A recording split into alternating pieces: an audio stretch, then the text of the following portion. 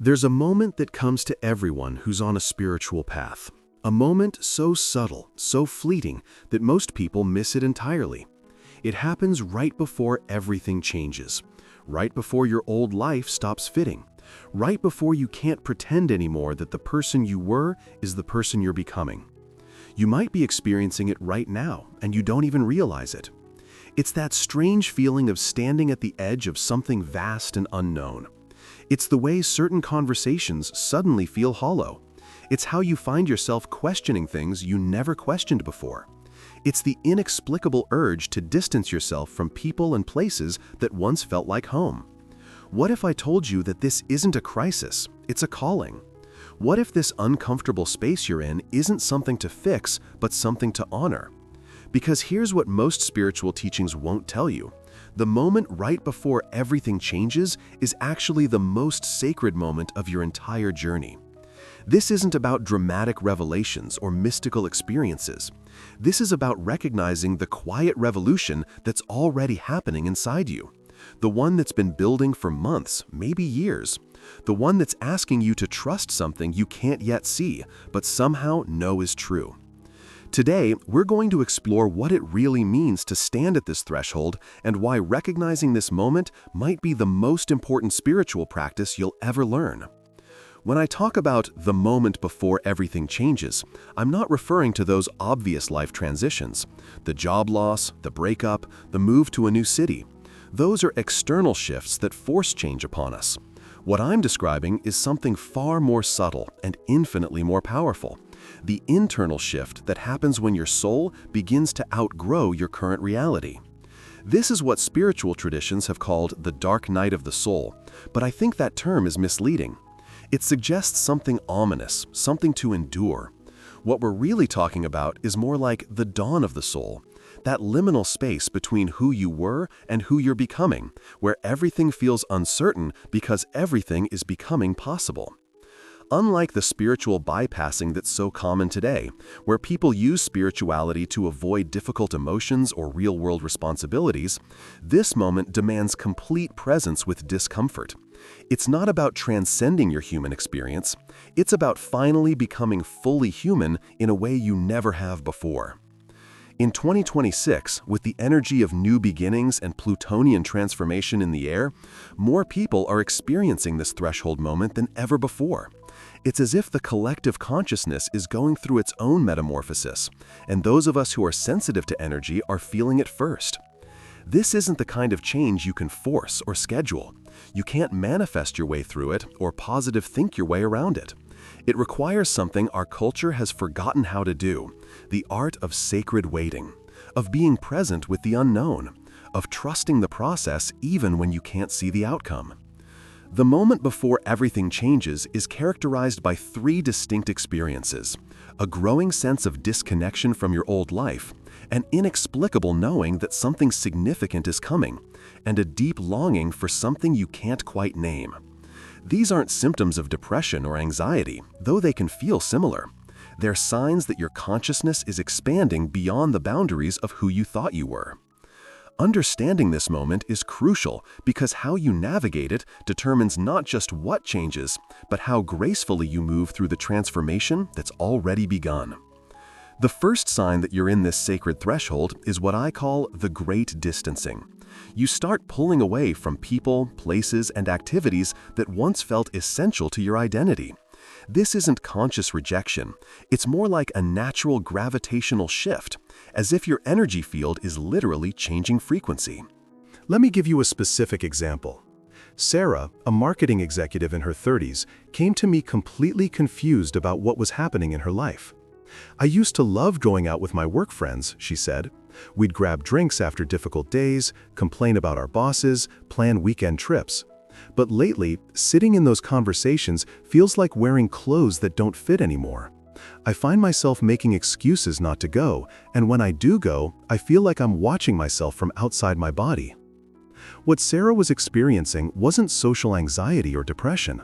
Her consciousness was expanding beyond the vibrational frequency of those interactions.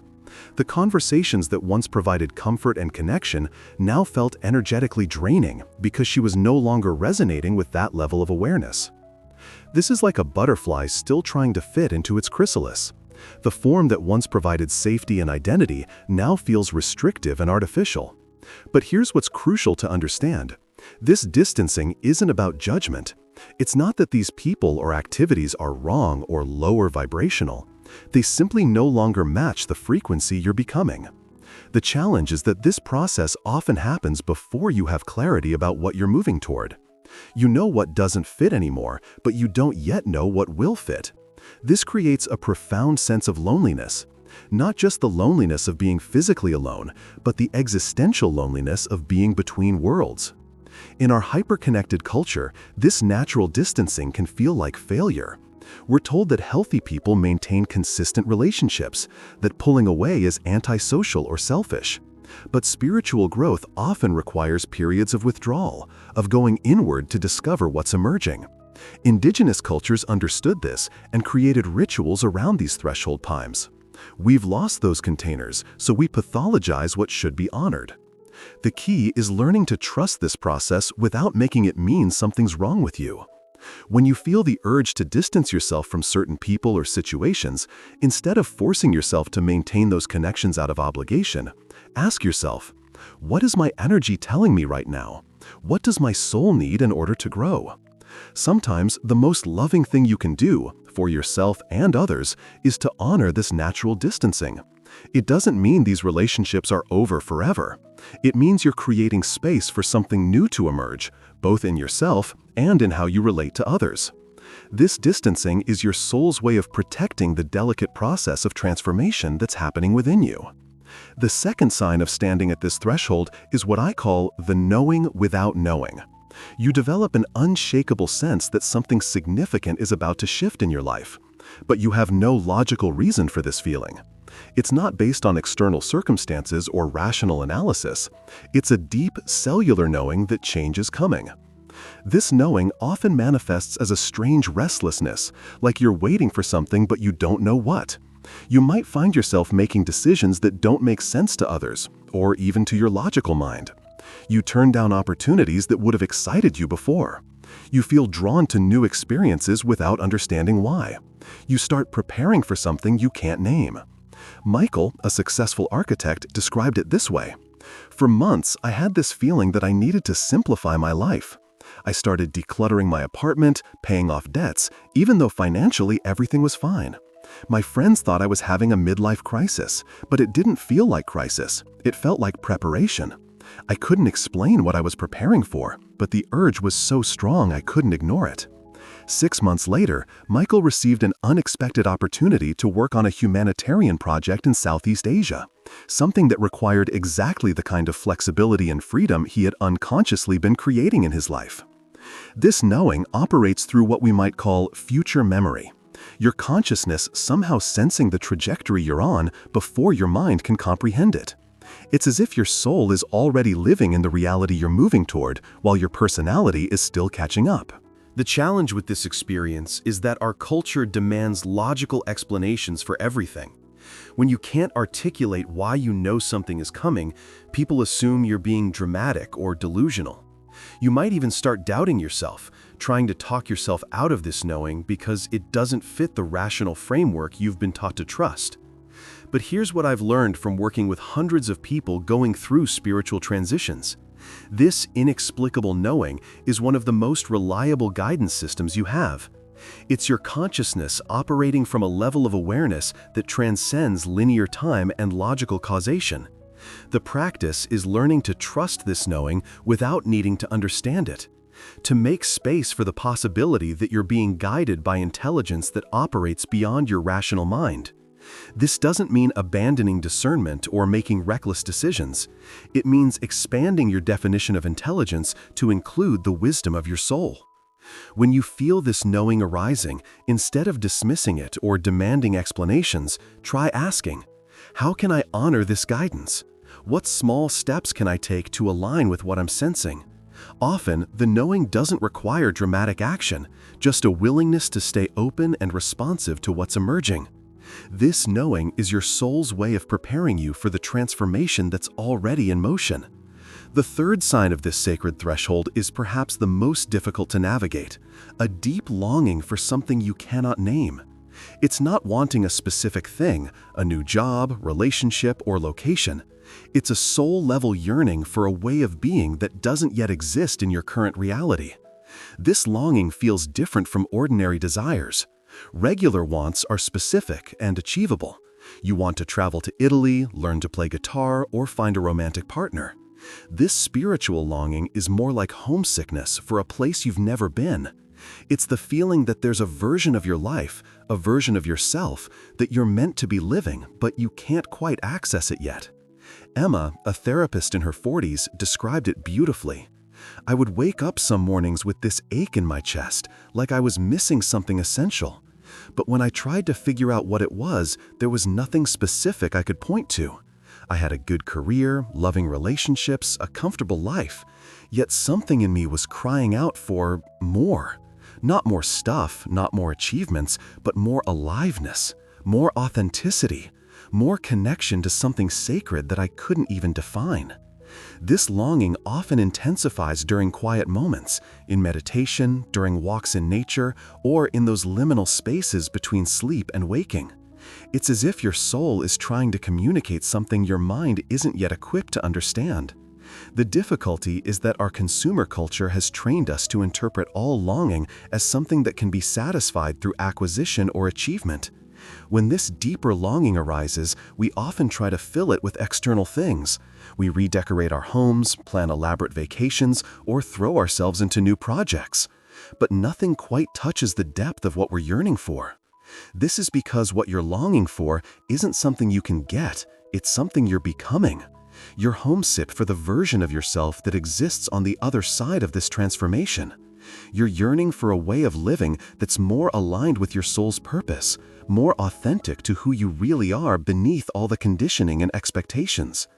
The spiritual practice here is learning to be present with longing without immediately trying to satisfy it, to let it inform you without letting it drive you to desperate action. This longing is not a problem to solve, it's a compass pointing toward your true north. When you feel this unnamed yearning, try sitting with it instead of running from it.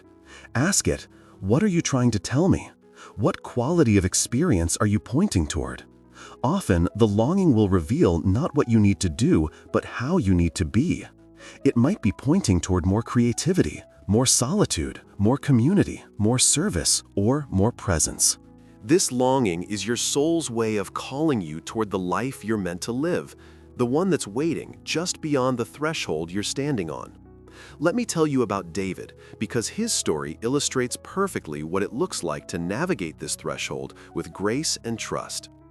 David was a successful financial advisor in his late 30s, married with 2 young children, living what most people would consider an ideal life. He had worked hard to build his practice, owned a beautiful home in the suburbs, and was respected in his community. By every external measure, he had made it. But sometime in his 38th year, David began experiencing all 3 signs we've been discussing. He started feeling disconnected from his work colleagues, finding their conversations about market strategies and client acquisitions somehow hollow. The networking events that once energized him now felt like performances he was tired of giving. I remember sitting in a partner meeting, David told me, listening to everyone get excited about our quarterly numbers, and I felt like I was watching a movie of someone else's life. I kept thinking, is this really what I want to spend my precious life energy on? The thought scared me because I had no answer. Simultaneously, David developed what he called the strangest intuition. He became convinced that he needed to learn about sustainable agriculture, despite having no background in farming and no logical reason for this interest. He started reading books about permaculture, watching documentaries about regenerative farming, even visiting local farms on weekends. My wife thought I was having a midlife crisis, he laughed. She kept asking if I wanted to buy a motorcycle or something more normal. But this wasn't about excitement or escape. It felt like preparation, like I was being guided to learn something I would need later. The third element was the most challenging. David developed an almost painful longing for what he could only describe as a life of meaning. Not that his current life was meaningless, but he yearned for work that felt directly connected to healing the world, for days that felt sacred rather than just productive. "I would lie awake at night with this ache in my chest," he said. "I felt like I was betraying something essential about myself by continuing to live this life that looked perfect from the outside but felt increasingly empty on the inside." For months, David lived in this uncomfortable space of knowing something needed to change without knowing what or how. He didn't make any dramatic moves. Instead, he practiced what he called conscious waiting, staying present with the discomfort while remaining open to guidance. The shift came gradually. A client mentioned needing help with the financial aspects of converting his conventional farm to organic practices. David found himself deeply engaged with this project in a way he hadn't felt about work in years. This led to another similar project, then another. Within 2 years, David had transitioned his entire practice to focus on sustainable agriculture financing. He now helps farmers transition to regenerative practices, works with environmental nonprofits, and has found a way to use his financial expertise in service of ecological healing. "The most surprising thing," David reflected, "was that I didn't have to abandon my old life completely. I didn't have to move to a commune or become a farmer myself. Instead, I found a way to bring my deepest values into the skills I already had. The longing wasn't calling me to become someone completely different. It was calling me to become more fully myself." David's story illustrates something crucial about navigating this threshold. The goal isn't to escape your current life, but to transform it from the inside out. The distancing, the knowing, and the longing aren't signs that you need to blow everything up. They're signs that you're ready to align your external life with your internal truth. The key is trusting the process, even when you can't see the destination. David spent months feeling lost and confused, but he stayed present with the discomfort instead of rushing into premature action. He honored the guidance he was receiving even when it didn't make logical sense. Most importantly, he learned that transformation doesn't always look like revolution. Sometimes it looks like evolution, a gradual reshaping of your existing life to better reflect who you're becoming. So how do you actually navigate this threshold when you find yourself standing on it? The path forward requires both patience and action, both surrender and agency. It's about learning to dance with uncertainty while taking concrete steps toward alignment. First, create sacred space for the unknown. Our culture's obsession with productivity and goal setting can make this threshold feel like failure because you're not moving towards something specific. Instead of fighting this uncertainty, create rituals that honor it. Set aside time each week for what I call threshold meditation, sitting quietly without agenda, simply being present with whatever is arising. This isn't about getting answers, it's about developing comfort with not knowing. Keep a threshold journal where you record the subtle shifts you're experiencing. Notice what drains your energy and what enlivens it. Track the synchronicities and unexpected opportunities that arise. Often, the guidance you're receiving is more subtle than you realize, and writing helps you recognize patterns. Second, practice micro-alignments. While you're waiting for clarity about major life changes, make small adjustments that honor what you're sensing. If certain social situations feel draining, gracefully limit your participation. If you feel drawn to learn something new, follow that curiosity, even if it seems irrelevant to your current life. If you're longing for more creativity, build small creative practices into your routine. These micro-alignments serve two purposes. They honor the guidance you're receiving, and they gradually shift your energy field to attract experiences that match your emerging frequency. You're essentially training yourself to recognize and respond to soul guidance in low-stakes situations, preparing for when bigger decisions arise. Third, find your threshold community. One of the most challenging aspects of this process is the isolation. Most people around you won't understand what you're going through because they're not in this space themselves. Seek out others who are also navigating spiritual transitions, whether through online communities, spiritual direction, or local groups focused on conscious living. Having witnesses to your process who understand the territory makes an enormous difference. They can reflect back to you that what you're experiencing is normal and sacred, not pathological or self-indulgent. Finally, trust the timing. The moment before everything changes has its own rhythm that can't be rushed. Your job isn't to force the transformation, but to stay present and responsive to what's emerging. Sometimes this means taking bold action. Sometimes it means practicing patience. Learning to distinguish between the two is perhaps the most important skill you can develop.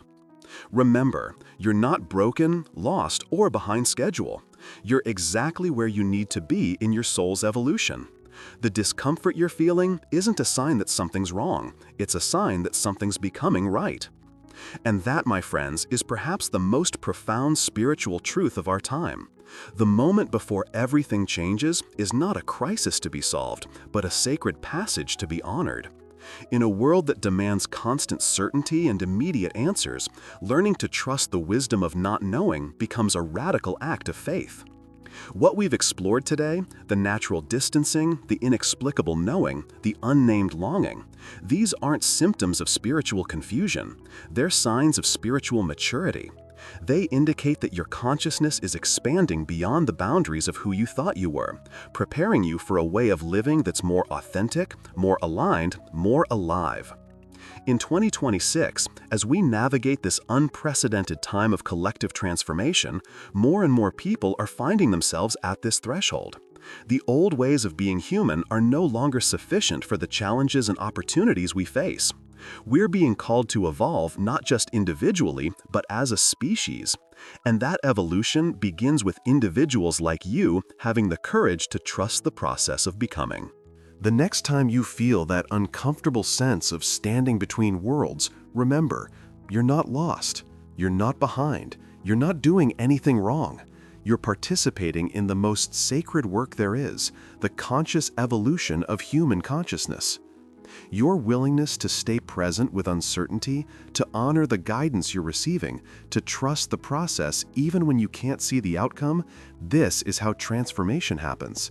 Not through dramatic revelations or mystical experiences, but through the quiet courage to keep showing up for your own becoming. The moment before everything changes is happening right now, not as something to get through, but as something to savor. Because this threshold you're standing on, it's not just the doorway to your new life, it's the birthplace of who you're meant to be. Trust the process, honor the timing, stay present with the mystery. Everything is about to change, and you're exactly where you need to be.